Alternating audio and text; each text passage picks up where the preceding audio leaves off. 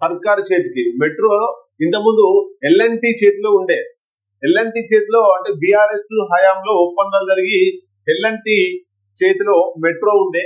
దానికి సంబంధించి ఎట్లాగైనా ఎల్ఎన్టీని ఇంటికి పంపించాలి, ప్రభుత్వమే దాన్ని హ్యాండ్ ఓవర్ చేసుకోవాలి కొన్ని రోజులు. ఆ తర్వాత రేవంత్ రెడ్డికి అనుగుణంగా ఉన్నటువంటి సంస్థలకు అప్పచెప్పాలి అనే ఉద్దేశంతో రేవంత్ రెడ్డి ఇక్కడ ఉన్నటువంటి ఆ ఎండిని, మెట్రోకి సంబంధించినటువంటి ఎండి ఎన్విఎస్ రెడ్డి ఎవరైతే ఉన్నారో ఆయనను తీసేసి సర్ఫరాజ్ అహ్మద్ ను పెట్టిండు మెట్రో ఎండిగా. Sarfaraz Ahmed IAS officer, NVS Reddy కూడా ఐఏఎస్ ఆఫీసర్. అయితే ఎన్విఎస్ రెడ్డి బీఆర్ఎస్ హయాంలో ఒప్పందాలలో చాలా కీలకంగా ఉన్నాడు కాబట్టి ఆయన అక్కడే ఉండే కంటే తన దగ్గర ఉండాలని ఆయనను సీఎం సలహాదారుడుగా నియమించుకున్నాడు.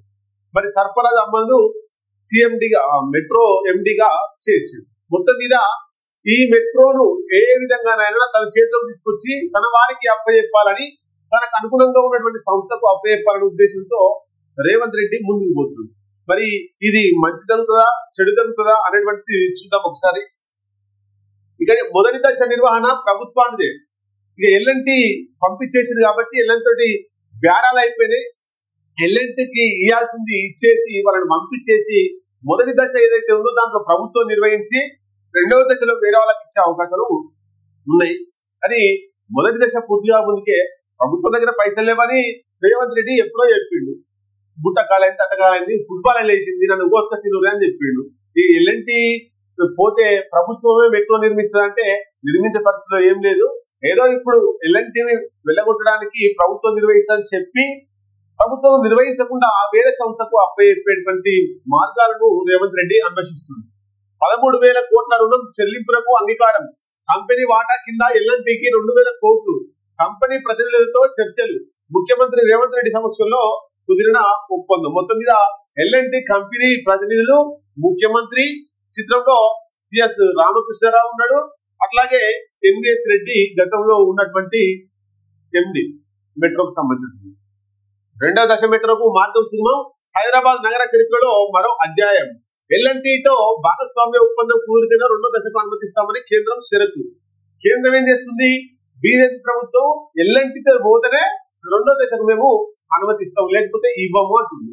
రేవంత్ రెడ్డి ఏంది ఎల్ఎన్టీని పంపించేసి రేవంత్ రెడ్డి జపాన్ గిపాన్ వేయించింది కదా, అక్కడ ఉన్నటువంటి సంస్థలకు దేనికన్నా ఉపయోగపడాలనే ఉద్దేశంతో రేవంత్ రెడ్డి ఉంది. అంటే ఈ మెట్రో విషయంలో కేంద్ర ప్రభుత్వం ఎల్ఎన్టీతో బొమ్మని చెప్తుంది, రేవంత్ రెడ్డి ఎల్ఎన్టీ వద్దని చెప్తున్నాడు. దీంట్లో విభేదాలు వస్తాయి. మరి కేంద్ర ప్రభుత్వం నుంచి వచ్చే నిధులు వస్తాయా, రేవంత్ రెడ్డి ఏం చేయబోతున్నాడు, ఏ సంస్థకు అప్పచెప్పబోతున్నాడు అనేటువంటి కూడా మనం చూడాల్సిన అవసరం ఉంది. ప్రతిష్టంభన తొలగించేందుకు చొరవ చూపిన సీఎం, చర్చలకు వచ్చిన ఎల్ఎన్టీ సీఎంది. రెండో దశలోనూ భాగస్వామ్యం కావాలన్న సీఎం, రవాణా వ్యాపారం మొదలుకున్నామన్న సీఎండి. కావాలంటే మొదటి దశ ఇచ్చేస్తామని ఆఫర్, స్వీకరించేందుకు సరైన రాష్ట్ర ప్రభుత్వం.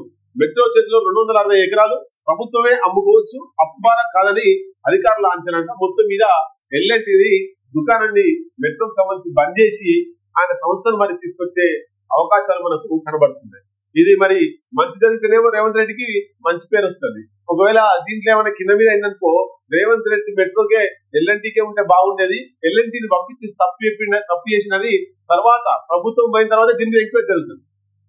ఎల్ఎన్టీలో ఎన్ని కోట్లు తిన్నాడు రేవంత్ రెడ్డి, ఆయన అనుకున్న సంస్థలకు అప్పచెప్పిండు రేవంత్ రెడ్డి, ఇంత స్కామ్ చేసిండు. ఇప్పుడు మనం ఈ car race scam, Kaleshwaram scam ఎట్లా మాట్లాడుకుంటున్నామో, కాంగ్రెస్ ప్రభుత్వం పోయి ఇంకో ప్రభుత్వం వస్తే ఈ మెట్రో సంబంధించినటువంటి స్కామ్ లో రేవంత్ రెడ్డి అని మనం తర్వాత చదవాల్సి వస్తుందేమో చూద్దాం తర్వాత.